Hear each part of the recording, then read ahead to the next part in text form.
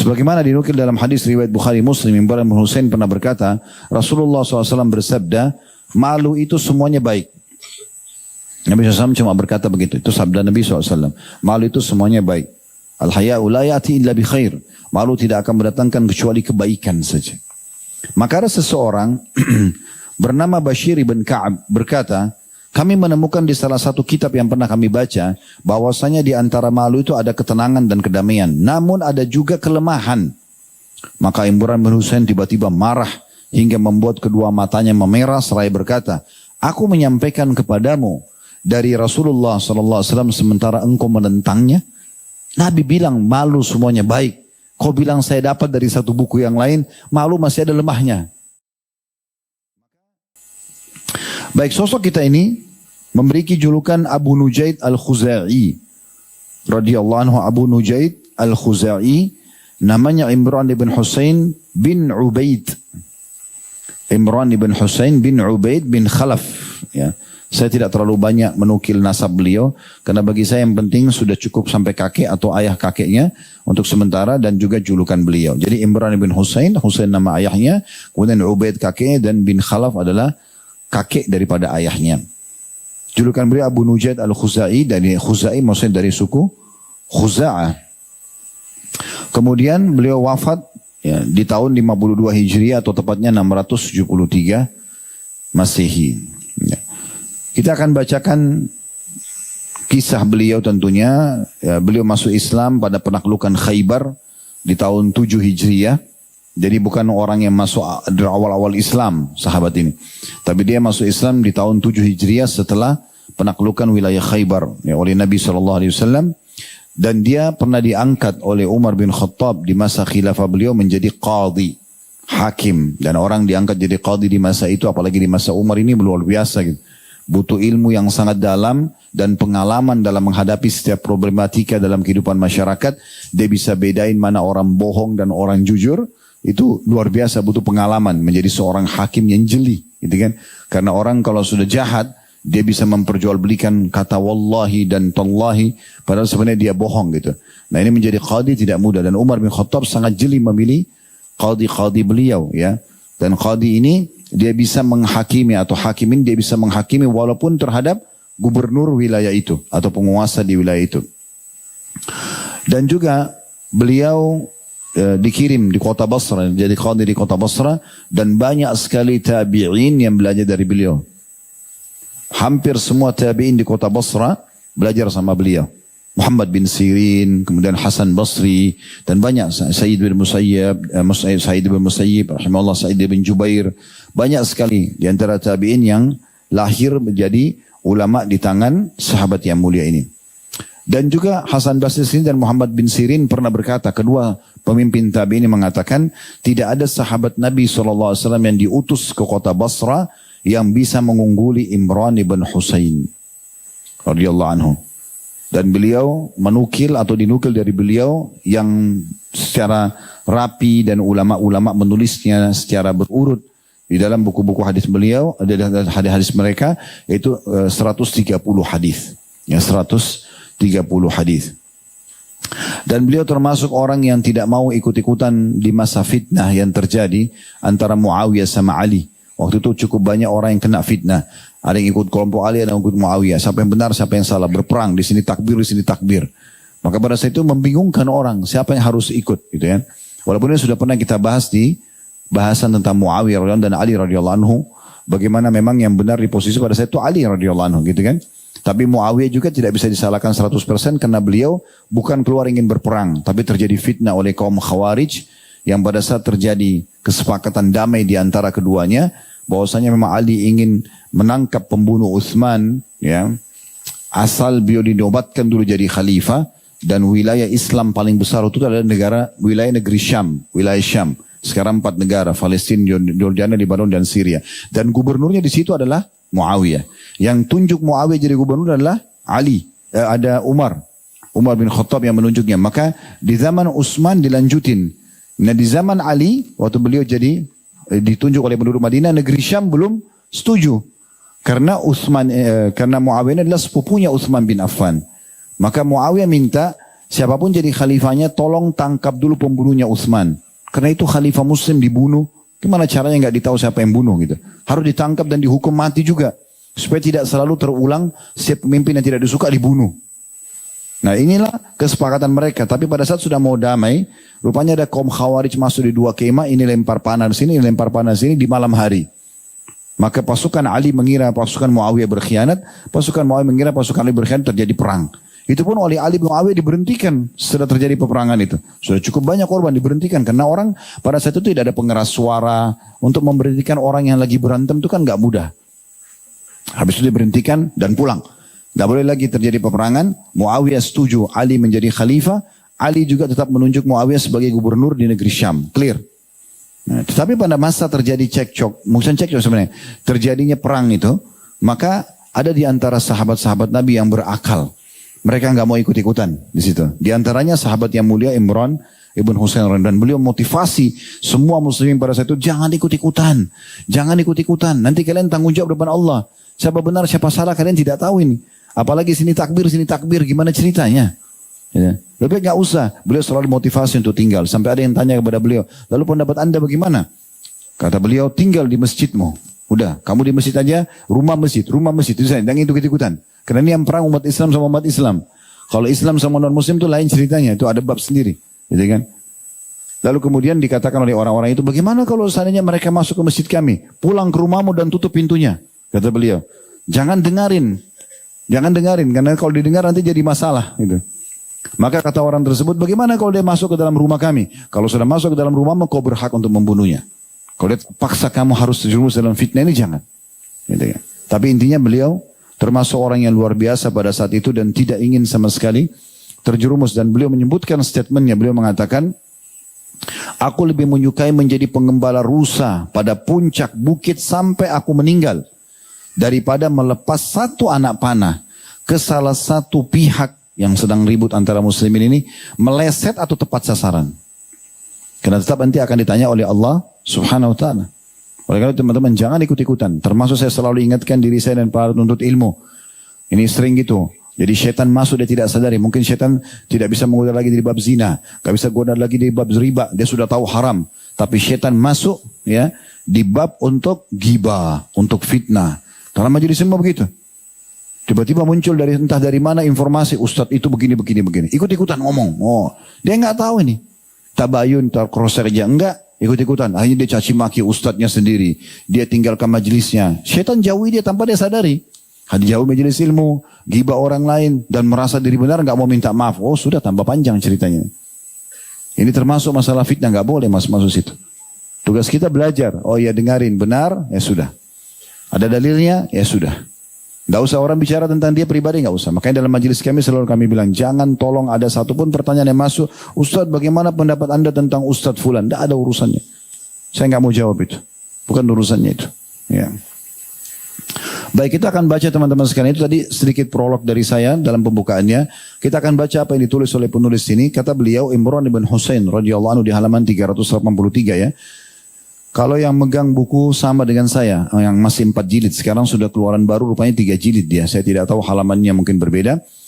Kata penulis ini luar biasa ya. Dia mengatakan sambil dia juga, rupanya salah satu metode yang menarik dalam menuntut ilmu itu teman-teman, kita masuk ke alam itu. Lagi kisah tentang seorang nabi, kisah tentang seorang sahabat, kisah tentang seorang orang soleh. Kita masuk ke alamnya itu, coba masuk dan memikirkan, merenung, itu bagus sekali. Kalau dalam ayat Al-Quran bahasanya tadabbur ya. Kalau diceritakan tentang kaum Lut, kaum Saleh, ya, itu masuk, kita masuk ikutin ayat itu. Oh ini, oh masih ada ayat lagi dijelaskan di ayat lain penguat atau penjelasan lebih rinci daripada kisah tentang kaum Saleh misalnya. Kita akan merasakan luar biasa di situ. Di sini statement beliau ini sebenarnya ungkapan hatinya sampai dia bersumpah si penulis kita ini ya. Beliau mengatakan di awalnya, demi Allah wahai saudara dan saudariku, dalam menjalani sekian waktu yang penulis habiskan dalam merampungkan buku tentang para sahabat Nabi SAW ini, penulis merasa seolah-olah terbang di atas awan atau berada di dunia lain di luar dunia manusia umumnya. Andai kata bukan karena riwayat yang sahih, pastilah penulis mengira bahwa berita-berita ini hanyalah dongeng dan khayalan belaka. Ya. Sungguh ada seorang laki-laki yang para malaikat mengucapkan salam kepadanya dan didengar. Lalu di titik tanda seru beliau kasih, lalu dijelaskan dengan huruf besar awalnya benar, titik. Artinya ini saya benarkan. Ini benar-benar terjadi. Dialah sahabat yang mulia Imran bin Husain bin Ubaid bin Khalaf. Seorang panutan, imam, sahabat Rasulullah SAW yang berkunya berjulukan Abu Nujaid al-Khuzai. Ia dan ayahnya juga Abu Hurairah radhiyallahu anhu majma'in masuk Islam bersamaan pada tahun 7 Hijriah. Ia masuk Islam pada waktu penaklukan Khaybar. Ia ikut serta dalam banyak peperangan dan ia termasuk pemegang panji Khuza'ah pada penaklukan kota Mekah. Nah, suku Khuza'ah ini suku yang ada di sekitar kota Mekah ya. Khuza'ah, kalau masih ingat dulu saya pernah jelaskan kalau yang ikuti kajian Sirah Nabawi, itu dari awal sekali kisah kota Mekah ada kisah tentang suku Jurhum yang hijrah dari Yaman, tinggal bersama Nabi Ismail, dan akhirnya ada suku Khuza'ah yang datang setelah itu ikut berbaur dan berperang dengan Jurhum, akhirnya menguasai Mekah. Nah ini suku Khuza'ah ini yang turun-temurun gitu. Abu Nuaim berkata rahimahullah dalam buku beliau ya, Al-Isbah,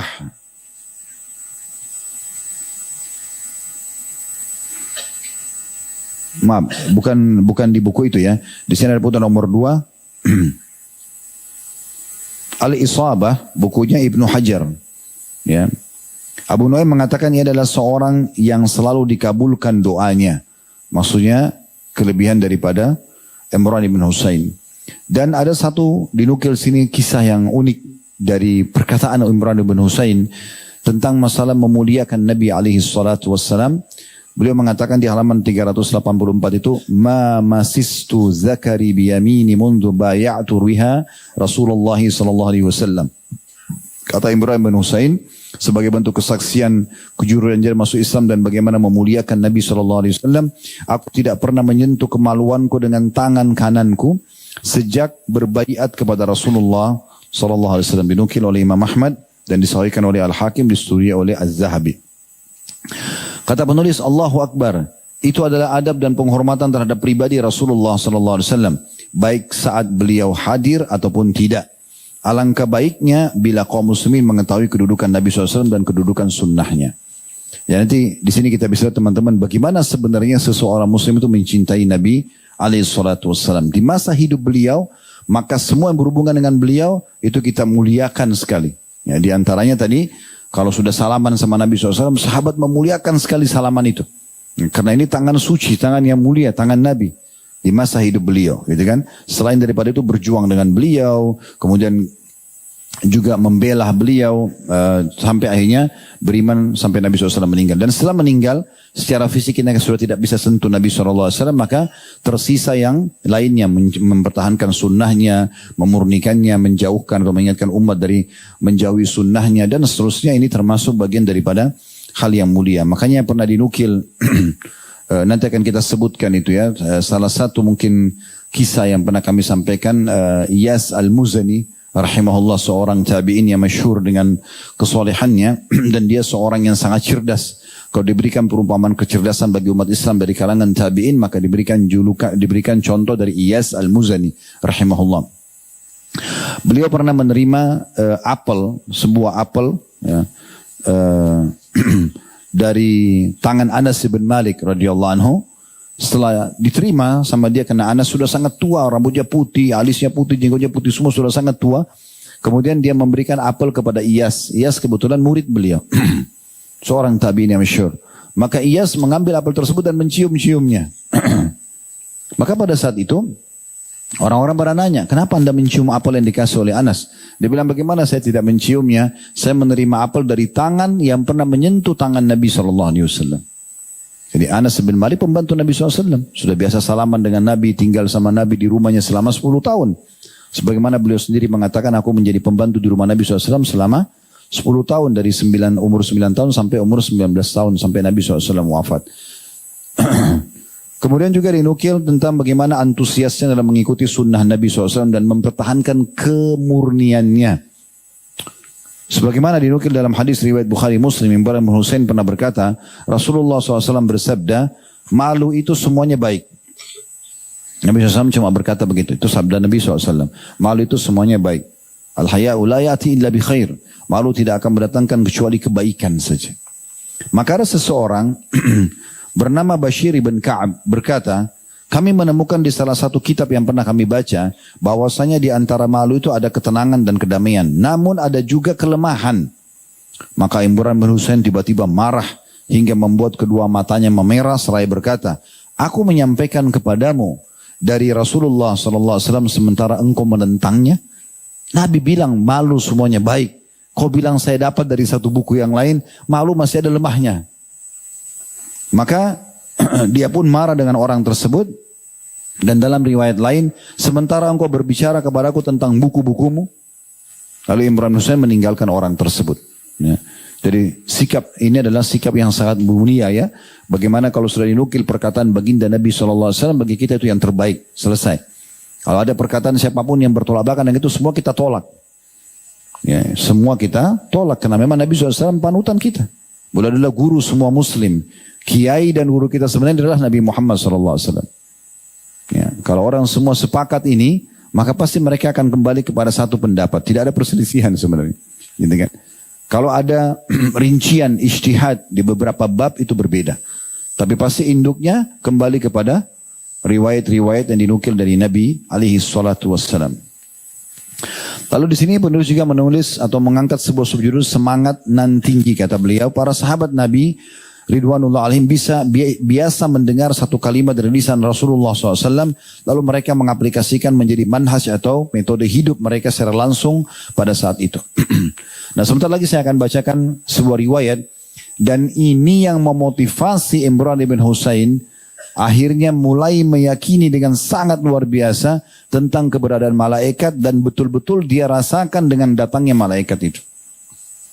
Kejadiannya adalah dimulai dari kisah Hanzalah al-Usaidi radhiyallahu anhu. Hanzalah sahabat Nabi yang mulia. Ini juga di perang Khandaq pernah saya ceritain tentang kisah beliau ya. Yang jelas Hanzalah ini beliau dikenal sebagai sekretaris Nabi. Jadi Nabi seringkali menyuruh sesuatu yang penting-penting gitu ya.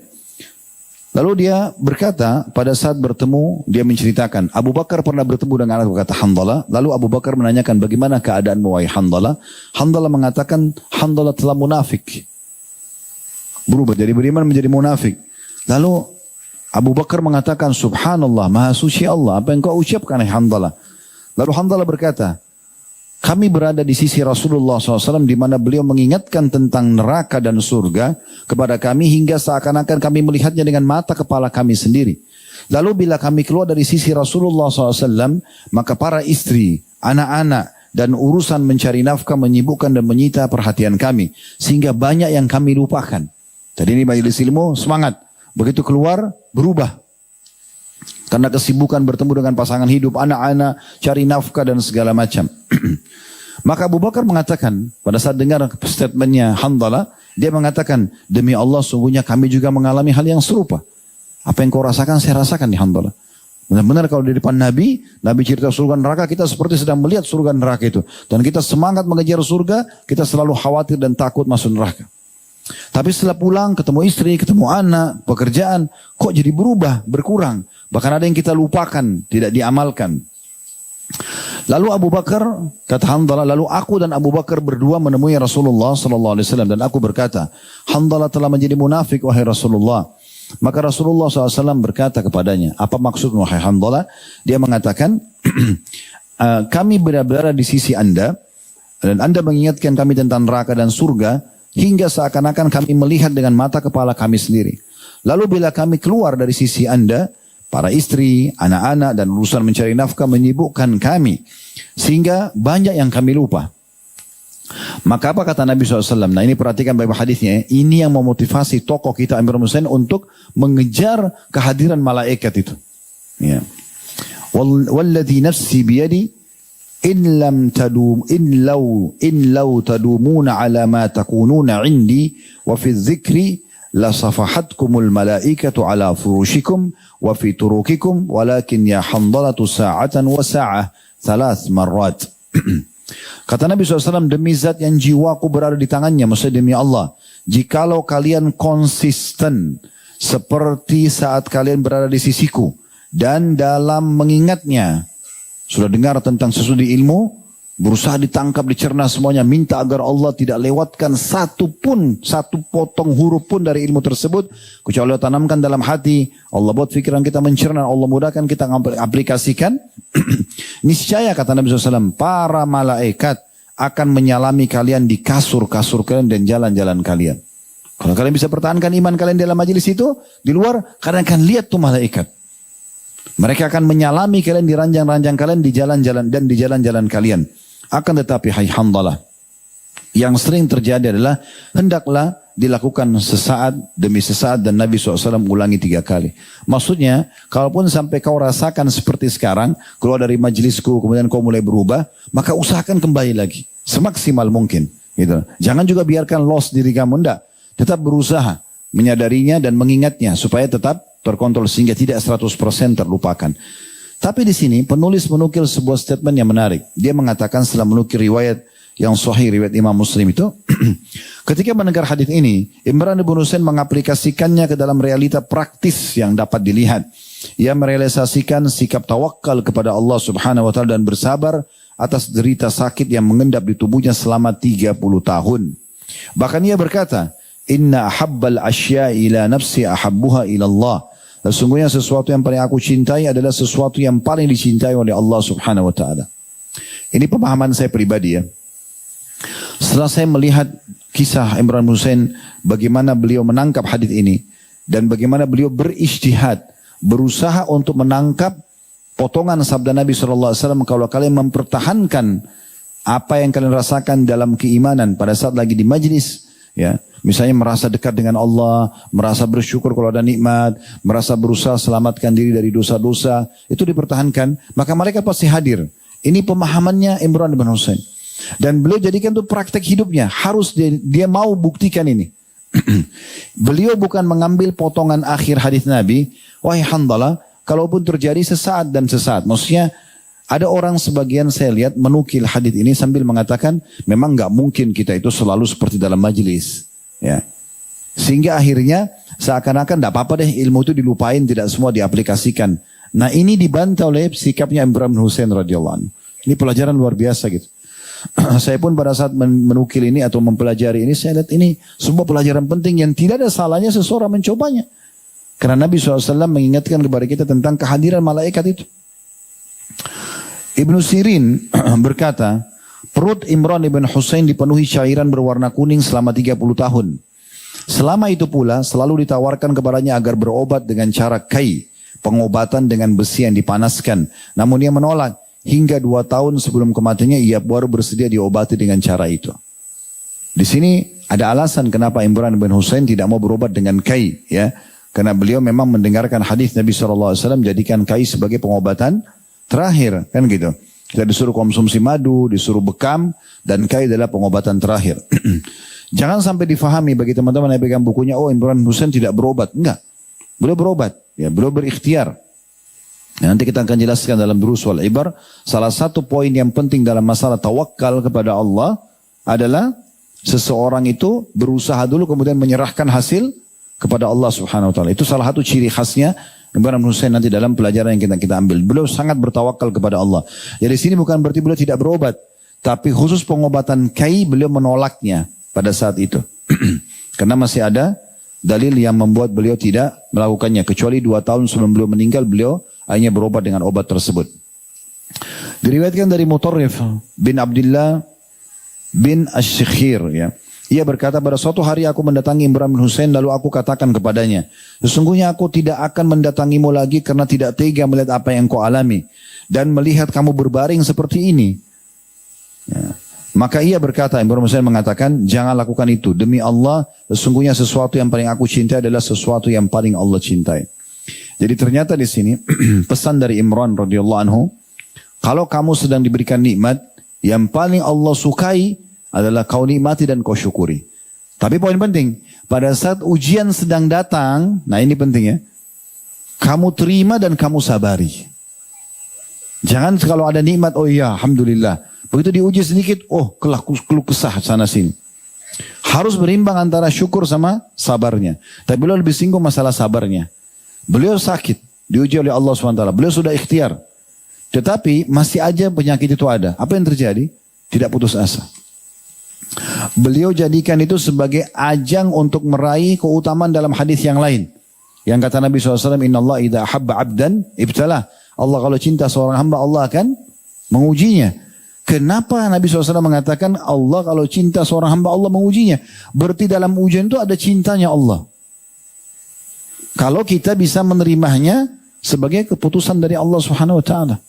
Makanya sebagian salaf mengatakan, sesungguhnya Allah menyukai kalau Allah sedang menguji seorang hamba, dia bisa menerimanya sebagai bentuk cintanya kepada Allah. Nah ini poin.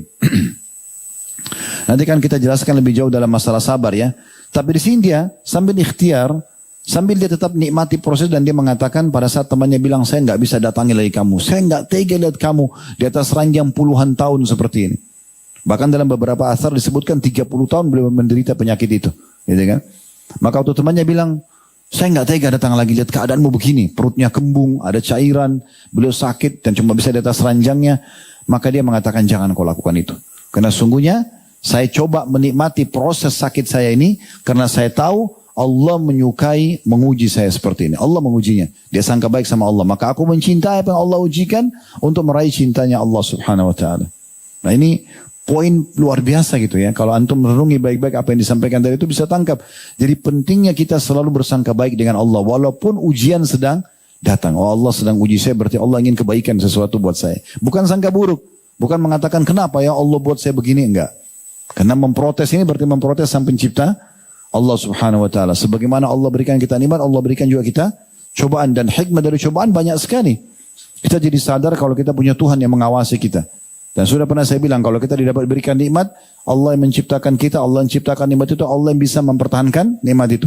Kalau kita diberikan ujian, yang ciptakan kita Allah, ciptakan ujian itu Allah, yang bisa memberikan solusi adalah Allah. Ini solusinya syukur, ini solusinya sabar. Sabar berarti menerima dulu keputusan Allah, tidak keluh kesah, sambil ikhtiar.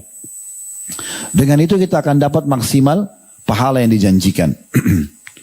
Lalu kemudian penukil atau dinukil lagi oleh penulis ini, perut Imran bin Husain mengalami busung air.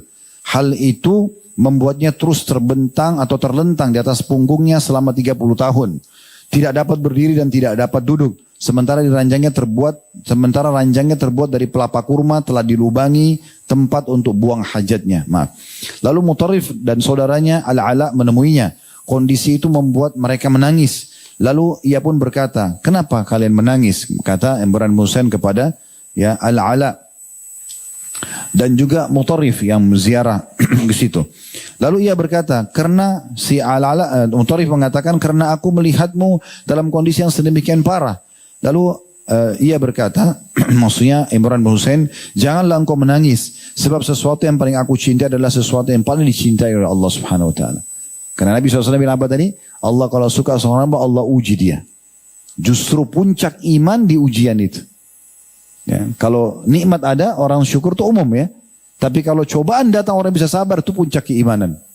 Dia tidak keluh kesah, dia suka ujian tersebut sambil dia jadikan itu sebagai ajang pendekatan dirinya kepada Allah SWT. Karena pada saat cobaan lagi datang, kita lebih mudah menangis, lebih mudah bermunajat dengan Allah. Itu sebuah poin yang sangat mahal dari ujian yang datang kepada kita. Kemudian dia pun berkata, jadi Imran bin Husain mengatakan, jangan engkau menangis. Melihat, dia bilang sama Mutarrif ya, yang mendatangi dia. Sebab sesuatu yang paling aku cintai adalah sesuatu yang dicintai oleh Allah Subhanahu Wa Taala. Kemudian dia berkata juga, aku akan menceritakan kepadamu sebuah hadis. Semoga saja Allah Subhanahu Wa Taala menjadikannya bermanfaat bagimu. Imran bin Husain menukil sebuah hadis kepada Mutarrif. Simpanlah ini dariku hingga aku wafat nanti. Jangan sampaikan dulu sampai aku meninggal dunia. Sesungguhnya para malaikat benar-benar menjengukku sehingga aku terhibur dengannya. Memberi salam kepadaku sehingga aku mendengarkan salamnya. Dengan begitu, taulah aku bahwa cobaan ini bukanlah siksaan. Sebaliknya, merupakan sebab teraihnya nikmat yang besar ini. Maksudnya bisa interaksi dengan malaikat secara langsung. Siapa yang menyaksikan hal ini, bisa ketemu malaikat, bisa terhibur dengannya, mendengarkan salamnya. Kan tidak mungkin orang terhibur kalau tidak terjadi interaksi. Gitu kan? Maka siapa yang menyaksikan hal ini dalam cobaan yang dialaminya, bagaimana dia tidak ridho dengan cobaan tersebut? Jadi kecil karena dia bisa menyaksikan para malaikat tadi. Dan malaikat ini kalau datang pasti memberitakan berita gembira saja kepada orang-orang beriman. Nanti akan kita jelaskan dalam Durus wal Ibar tentang interaksi malaikat dengan manusia, karena ini rukun iman kita yang kedua. Lalu penulis mengatakan ia telah menjadikan seluruh hidupnya dalam satu saat untuk Allah Subhanahu wa taala, yakni dengan menjalankan perintahnya di mana dia Allah berfirman, "Qul inna salati wa nusuki wa mahyaya wa mamati lillahi rabbil alamin, la syarika lahu wa bidzalika umirtu wa ana awwalul muslimin." Katakanlah hai Muhammad, sesungguhnya salatku, ibadahku, hidupku dan matiku hanyalah untuk Allah. Jadi ini yang tertinggi yang ingin diraih oleh setiap orang beriman. Semuanya karena dan untuk Allah. Rabb semesta alam, tidak ada sekutu baginya. Saya ulangi terjemahnya. Katakanlah sungguhnya salatku, ibadahku, hidupku dan matiku hanyalah untuk Allah, Rabb semesta alam. Tidak ada sekutu baginya dan demikian itulah yang diperintahkan kepadaku dan aku adalah orang yang pertama-tama menyerahkan diri kepada Allah. Surah Al-An'am ayat 162 sampai 163. Maka para malaikat pun datang kepadanya dan memberikan salam. Predikat baik ini merupakan salah satu buah dari buah-buah bertawakal kepada Allah Subhanahu wa ta'ala.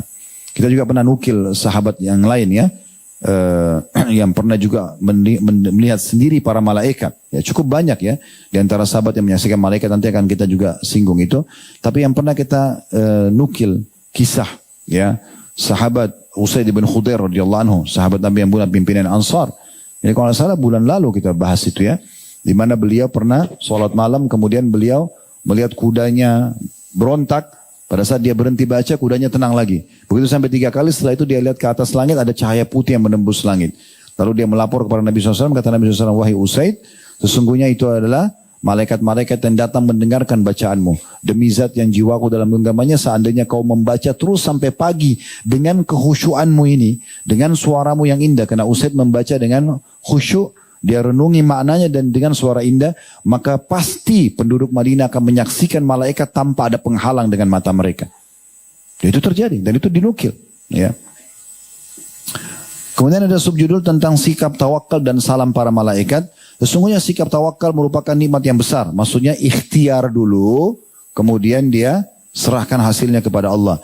Tidak ada yang dapat meraihnya selain mukmin yang bertakwa, di mana iman telah menyentuh relung hatinya. Di antara orang-orang yang Allah anugerahkan nikmat tawakal tersebut adalah Imran bin Husain. Dinukil dari Mutarrif, masih orang yang sama tadi yang menangis sempat pada saat menjenguk dia sakit. Ia berkata, pada saat sakit yang berakhir dengan kematiannya, Imran bin Husain telah mengirim utusan kepadaku seraya mengatakan, aku akan menceritakan kepadamu beberapa hadis. Mudah-mudahan saja Allah menjadikannya bermanfaat bagimu sepeninggalku nanti. Jika aku masih hidup, maka tolong rahasiakanlah dariku. Dan jika aku meninggal atau mati, maka ceritakanlah jika engkau mau. Sesungguhnya aku benar-benar telah diberikan ucapan salam dari malaikat. Dan ketahuilah bahwa Nabi SAW telah menggabungkan antara haji dan umrah. Kemudian tidak pernah turun wahyu yang menjelaskan tentang pengharamannya. Dan Nabi Allah juga tidak pernah melarangnya. Maksudnya orang kalau kerjakan haji, maka dengan umrah. Atau juga ada yang menyebutkan, seperti setahu saya pendapat Imam Syafi'i rahimahullah, beliau menganggap umroh itu bukan sunnah tapi wajib. Karena dimasukkan bagian daripada haji itu sendiri. Ya. Seseorang telah berbicara dalam masalah ini dengan pendapatnya, mengatakan apa saja yang ia mau. Maksudnya banyak orang berpendapat mungkin umroh sama haji terpisah. Tapi yang saya nukil kata Imran adalah haji dan umroh itu bagian dari satu kesatuan. Ya. Hadis ini diriwayatkan oleh Muslim, ada di footnote nomor 9. Ya. Dan diriwayatkan dari Mutarrif, masih orang yang sama tabi'in ini rahimahullah, ia mengatakan, Imran bin Husain berkata kepadaku, aku akan menceritakan kepadamu satu hadis. Semoga Allah SWT menjadikannya bermanfaat bagimu. Sesungguhnya Rasulullah SAW telah menggabungkan antara haji dan umrah. Kemudian tidak melarangnya hingga beliau wafat. Dan tidak pernah turun Al-Quran juga mengharamkannya. Dan aku pernah diberi salam, ucapan salam, hingga aku melakukan pengobatan dengan cara kai. Lalu aku ditinggalkan. Kemudian aku meninggalkan cara kai itu, maka kembalilah ucapan salam itu sekali lagi kepadaku. Hadis ini riwayat Muslim di nomor 899. Jadi di sini Imran bin Husain, jadi ini riwayat menguatkan satu sama yang lain. Belum menceritakan tentang haji dan umrah di masa Nabi SAW itu digabungkan. Dan itu bagian daripada syariat beliau SAW. Kemudian beliau menukil lagi malaikat terus mengucapkan salam kepadaku. Sampai aku berobat dengan cara kai. Jadi di garis bawah pengobatan kai dengan besi panas. Itu boleh tapi itu pengobatan terakhir ya. Beliau bilang pada saat saya berobat dengan itu, berhenti, tidak ada lagi malaikat yang mengucapkan salam atau datang kepadaku. Sampai aku meninggalkan, maka kembali lagi malaikat mengucapkan salam. Ya. Lalu beliau mengatakan sini penulis, saudaraku yang terhormat, saudariku yang mulia, sesungguhnya seluruh alam semesta ini merasakan ketaatan kita kepada Allah Subhanahu wa taala. Ini paragraf ini dalam sekali, ikhwan akhwat sekalian ya. Sesungguhnya alam semesta ini dan apapun ada di dalamnya ini merasakan ketaatan kita. Ini dalam sekali. Jadi jangan antum merasakan antum kalau salat untuk antum sendiri, tidak. Semua tempat antum sujud, ya udara yang antum hirup, ya oksigen yang kita hirup, cahaya, ini semua akan jadi saksi hari kiamat. Semua merasakan ketaatan kita. Kejujuran yang kita ucapkan bukan untuk diri kita saja, tapi semua di sekitar kita akan menjadi saksi akan perbuatan tersebut. Semuanya ketaatan yang kita kerjakan akan disaksikan oleh alam semesta ini. Termasuk para malaikat sendiri mencatat dan menjadikannya atau menjadi saksi pada hari kiamat.